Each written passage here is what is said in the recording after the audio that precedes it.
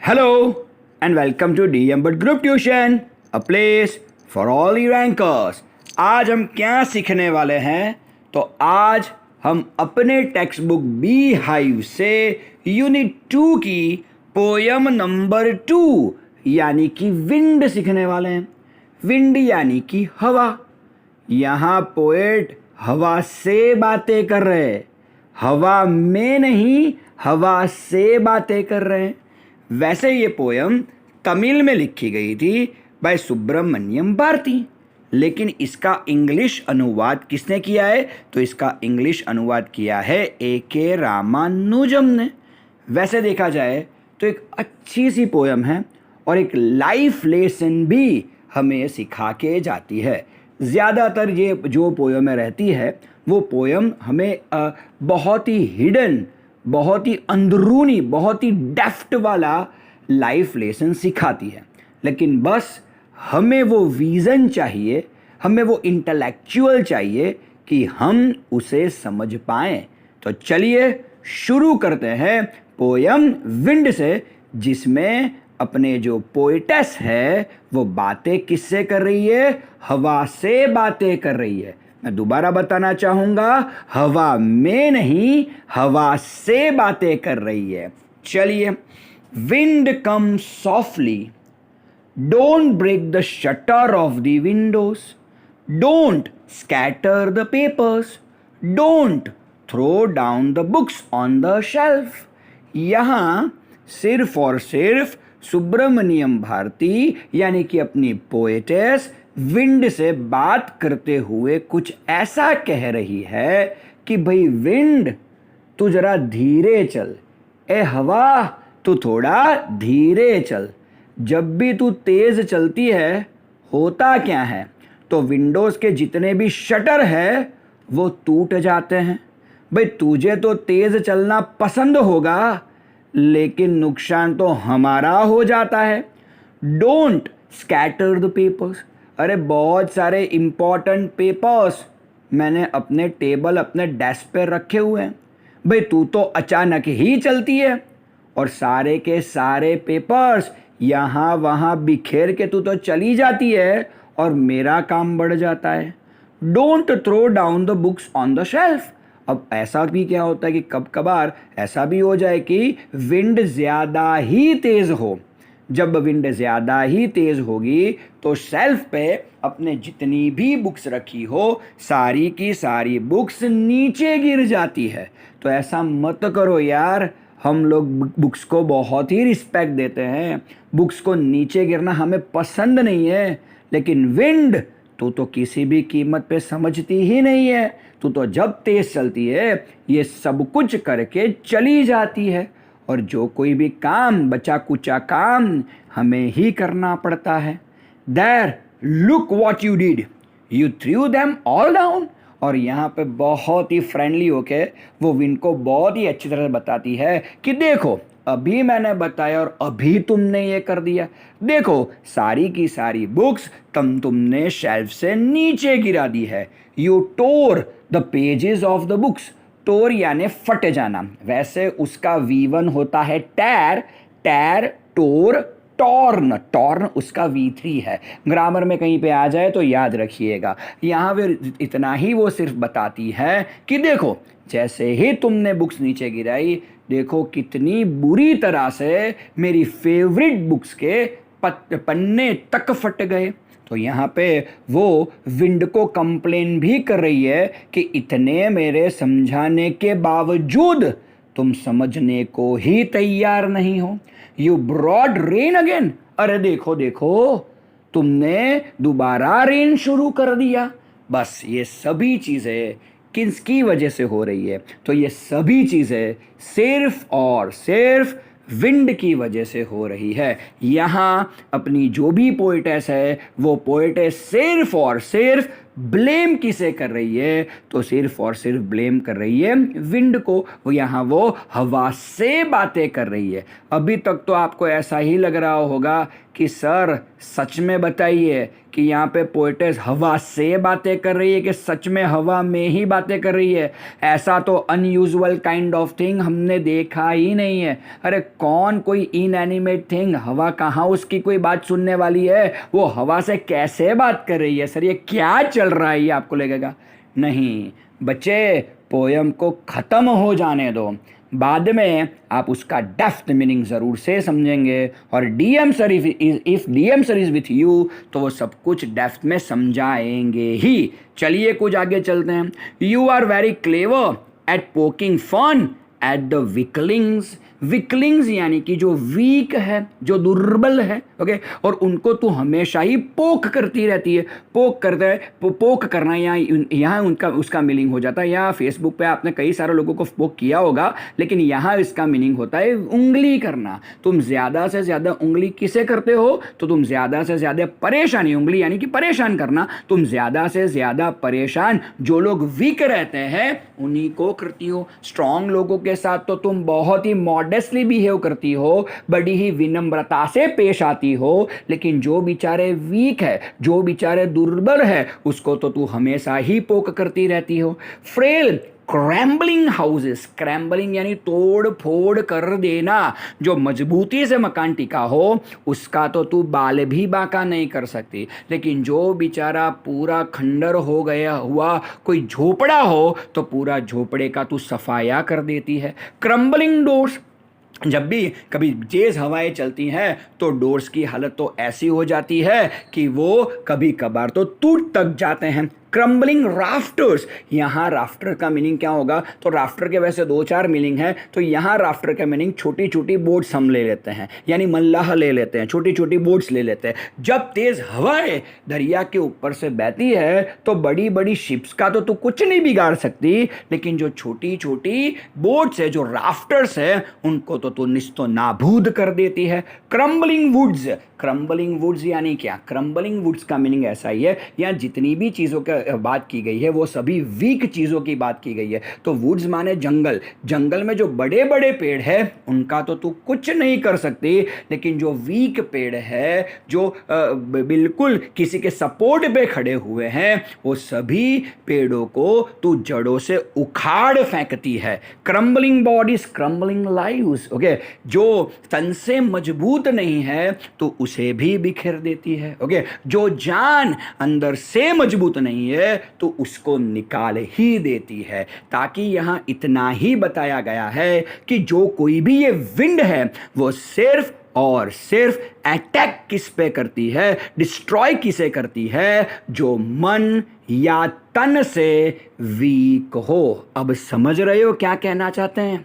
मन और तन से अगर आप वीक हो तो कोई भी सिचुएशन, यहां विंड को किसका पर्सोनिफिकेशन दिया गया है? बैड सिचुएशंस का पर्सोनिफिकेशन यहां पे दिया गया है। यहां विंड माने क्या है? तो यहां विंड माने है बैड सिचुएशंस, जो सभी की जिंदगी में आती है, जिसे हम तकलीफ बोलते हैं, जिसे हम एब्सोल्युटली दिक्कतें बोलते हैं, परेशानियां बोलते हैं। ओके जी, जो आगे जाके टेंशन या स्ट्रेस का कारण बनती है, ऐसी सिचुएशन की यहां पे बात की गई है। तो यहां विंड और कोई नहीं, बस एक आदमी, एक व्यक्ति के जीवन में आती मुश्किलियां हैं, व्यक्ति के जीवन में आती डिफिकल्टीज है, व्यक्ति के जीवन में आती दिक्कतें हैं। ओके, और जो आदमी वीक है, जो बॉडी, जो सोल वीक है, उसे तो वो जड़ से उखाड़ फेंकेगी, लेकिन अगर उसके सामने तुम मजबूती से अगर खड़े रहोगे तो वो आपका बाल तक बांका नहीं कर पाएगी। यही पोयम का मर्म है, यही पोयम का मेन हार्ट है, ऐसा हम ज़रूर से बोल सकते हैं। लेकिन चलिए अभी भी कुछ बताया गया है यहाँ पे, देखते हैं। Okay, fine crumbling would, crumbling bodies, crumbling lives, crumbling hearts. जो दिल से बेचारे वीक है, तू तो उसे उन लोगों का तो तू दिल ही तोड़ देती है। यानी कि जो दिल से वीक है, जिसके मन में डर हो, दिल से वीक माने क्या? जो डरे हुए हैं, जो सहमे हुए है, जिनके दिलों में सिर्फ और सिर्फ डर बैठ चुका है, उसे तो तू डरा डरा के ही खत्म कर देगी। The wind god winnows and crushes them all। Okay, wind अपने आप को एक गॉड समझती है, वैसे भी पवन को एक गॉड की ही उपमा दी गई है। और ये जब पवन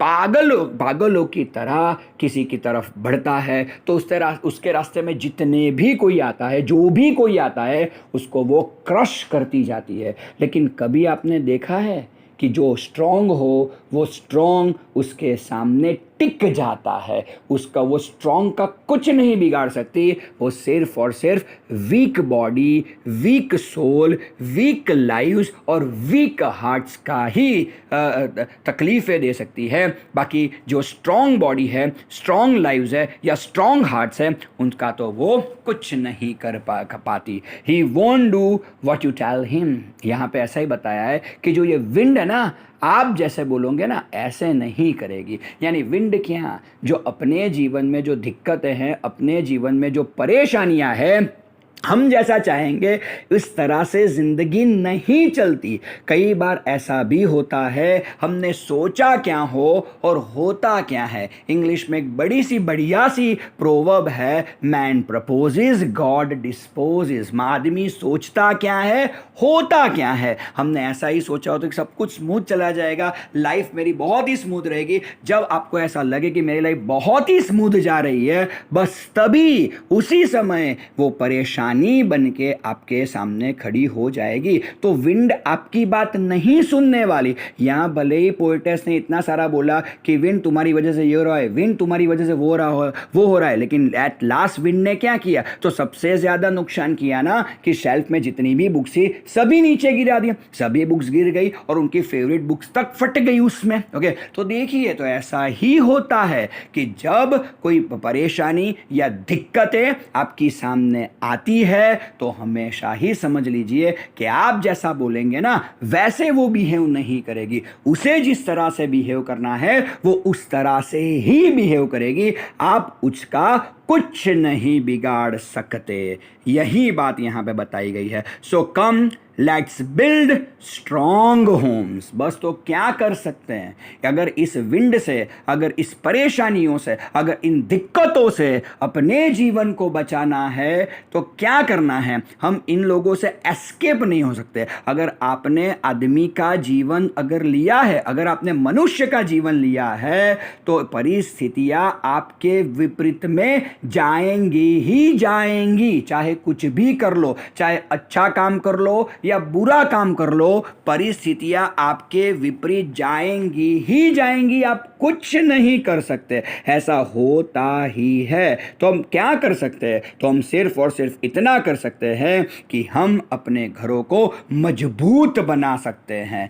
let's join the doors firmly. Okay, अपने जो दिल के दरवाजे हैं उसे कुछ इस तरह से बंद कर लीजिए कि दिल में जो डर बैठ गया है वो बाहर आ ना जाए। भले ही दिल पे डर, अपने दिल में डर हो, लेकिन डर सामने वाले को या अपने प्रॉब्लम्स को दिखना नहीं चाहिए। Practice to firm the body, practice to firm the body. अपनी बॉडी को इतनी हद तक मजबूत बना दो कि कितनी भी परेशानियां, कितनी भी दिक्कत आए, ये बॉडी उसे झेल जाए। Make the heart steadfast. Steadfast का मीनिंग है मक्कम बनाना। ओके, तो जितना भी मक्कम बना सकते हो आप अपने हार्ट को उतना मक्कम बनाइए। आप अपनी एटीट्यूड से बिल्कुल ही आपको आगे पीछे होना नहीं है।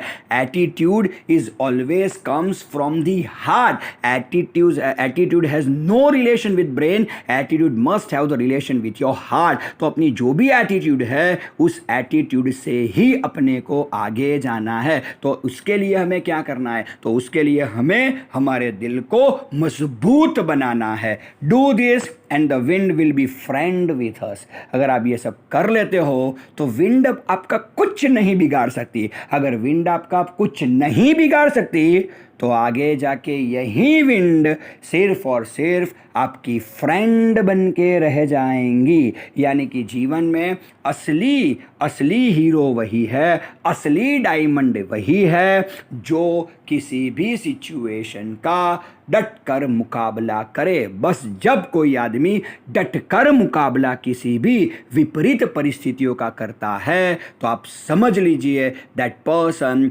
Has changed himself to real man और रियल वुमन। ओके, बस इसी के लिए तो उसका जन्म हुआ है, बस यही आपको समझना है। Do this and the wind will be friend with us. The wind blows out weak fires, He makes strong fires roar and flourish। क्या बात है। ओके, सबसे बढ़िया लाइन यही है। ओके, क्या होता है तो जो विंड में अगर आप माचिस की तीली जलाएंगे ना, ओके, बहुत कम आग जलाएंगे ना तो दूसरे ही पल में वो माचिस की तीली को बुझा देगी। अरे 1000 बार जलाओगे तो 1000 बार बुझा देगी। लेकिन अगर आपने उसके सामने एक बहुत बड़ी ज्वाला अगर खड़ी कर दी ना तो चाहे कितनी भी विंड आ जाए वो ज्वाला नहीं बुझेगी। अरे उससे विपरीत होगा, जितनी उसे विंड मिलेगी उतनी ज्वाला बढ़ती जाएगी। तो बस यहाँ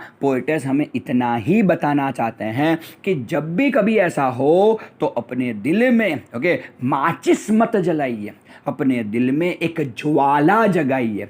आप अपने को आगे बढ़ना है, अपने को कुछ करके दिखाना है। उस चीज़ की अगर माचिस आप जलाएंगे ना तो वो तो दूसरे ही पल में ख़त्म हो जानी है। लेकिन अगर मुझे कुछ करना है, मैं ये करके ही रहूँगा, चाहे कितनी भी विपरीत परिस्थिति मेरे जीवन में क्यों ना आ जाए, मैं ये ज्वाला को बुझने नहीं दूंगा।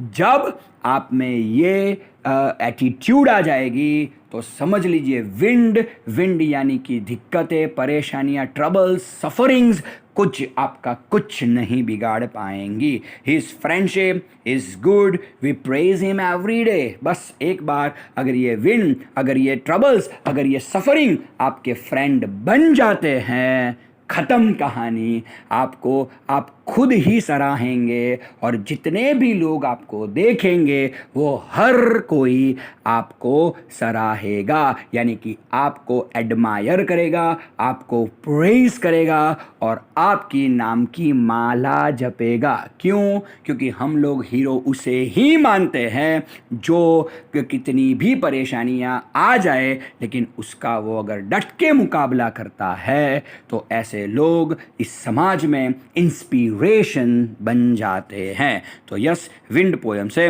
हमें ये सब सारी चीज़ें सीखने को मिलती है। तो कुछ ये लाइफ लेसन आपको विंड पोयम से जरूर। Now let's talk some literary devices from the poem. The very first line is wind comes slowly. Here the figure of speech is personification because the poet is addressing the wind as if it were a human being. And the second one is apostrophe. Why it is apostrophe? Because the poet is directly addressing the wind, which is an inanimate thing.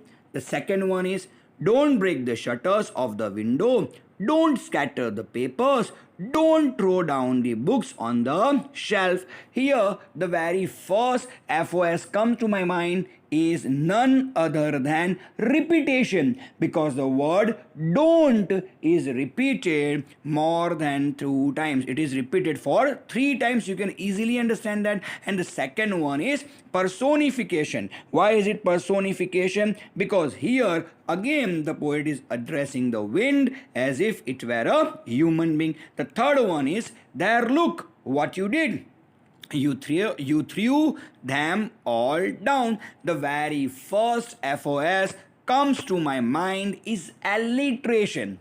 Why it is alliteration? So here the sound is repeated in threw, them, absolutely in threw and them. So that's why it is alliteration. And the second one is again it is personification. Why it is personification? So again the poet is addressing the wind as if it were a human being, right? Chalo, let's go for one more.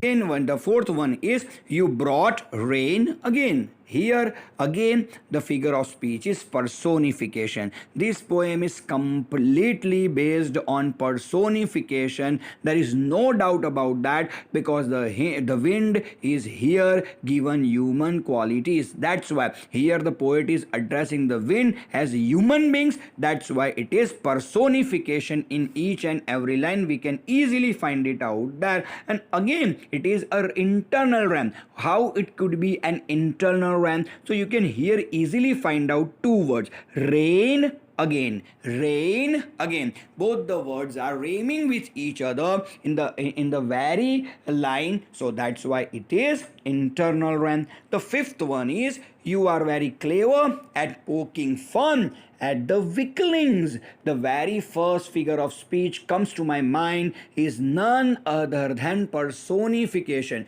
Here again the poet is instructing the wind or telling the wind as if it were a human being. So that's why it is personification. But we should concentrate upon the another figure of speech into the sentence. It is metaphor. How could it be a metaphor? So here there is an indirect comparison between weak-hearted people to weaklings. So that's why it is metaphor. Let's go for one more. It is frail, crumbling houses, crumbling doors, crumbling rafters, crumbling wood, crumbling bodies, crumbling lives, crumbling hearts. The very first figure of speech comes to my mind is obviously repetition, because the crumbling words is repeated here for 7 times. Can you imagine? The word crumbling is repeated for 7 times. So we can easily find it out. It's a repetition.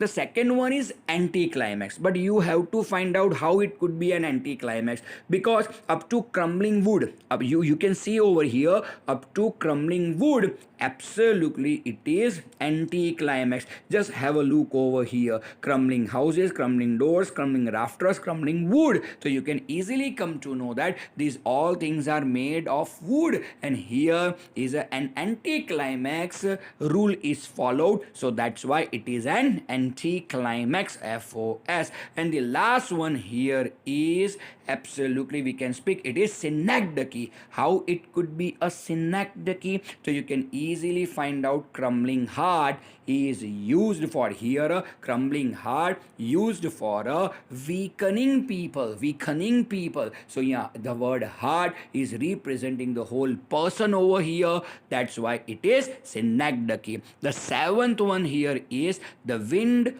god winnows and crushes them all. Absolutely, here there are two figure of speech. The very first one is metaphor, because the poet is indirectly comparing weak human beings to worthless grains. And again, wind and winnows, the W sound is repeated, so that's why it is called alliteration.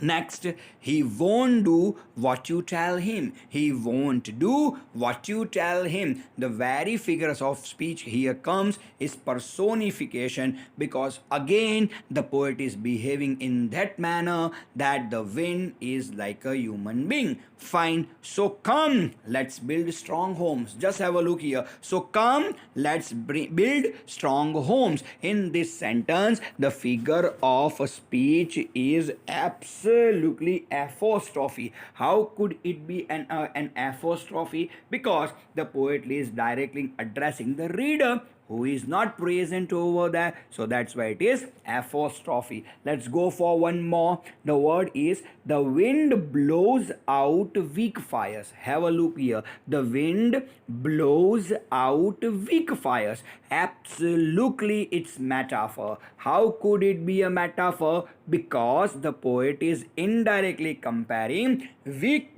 human beings to weak fires. That's why it is metaphor. The next one is he makes strong fires roar and flourish. Absolutely, it is metaphor. Absolutely, it is metaphor. You can easily come to know about that here. Indirect comparison between strong human beings to strong fires. So that shows it's a metaphor. And the last one here is the wind blows out weak fires. He makes strong fires roar and flourish. Absolutely. Here, two opposite words are used in two sentences, and they are weak and strong, and it shows the figure of speech over into the sentence is antithesis. Here we have talked about all the literary devices of the poem. I hope you would have liked the poem. Learn it by heart. Keep learning. Here DMs signing off. Thank you. Bye.